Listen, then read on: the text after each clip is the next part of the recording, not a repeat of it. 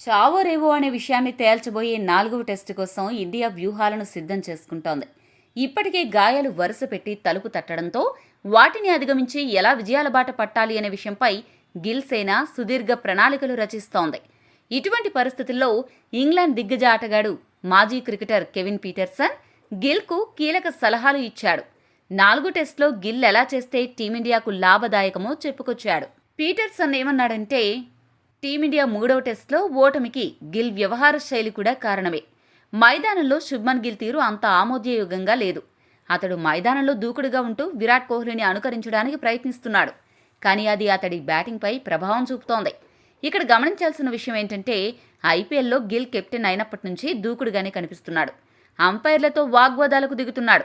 అది గిల్ సహజ స్వభావం కాదు. నిజానికి అంత దూకుడు అతడు ప్రదర్శించాల్సిన అవసరం కూడా లేదు. కెప్టెన్గా ముందుండి జట్టును నడిపించాలి.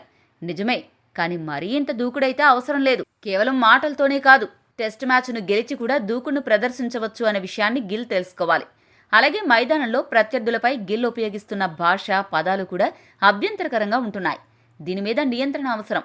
ఉదాహరణకు క్రాలీ, డకెట్ ఇద్దరిపై 3వ టెస్ట్ 3వ రోజు ఆటలో నోరు పారేసుకుని రెచ్చిపోయాడు. మరీ అంత నోరు పారేసుకోవాల్సిన అవసరం లేదు.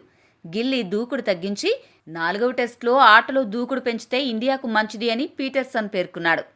4వ టెస్టు కోసం గిల్కు పీటర్సన్ ఇచ్చిన ఈ సలహా సరైనదేనా? మీ అభిప్రాయాన్ని కామెంట్ చేయండి. మరిన్ని స్పోర్ట్స్ అప్డేట్స్ కోసం మా ఛానల్ను సబ్స్క్రైబ్ చేసుకోండి.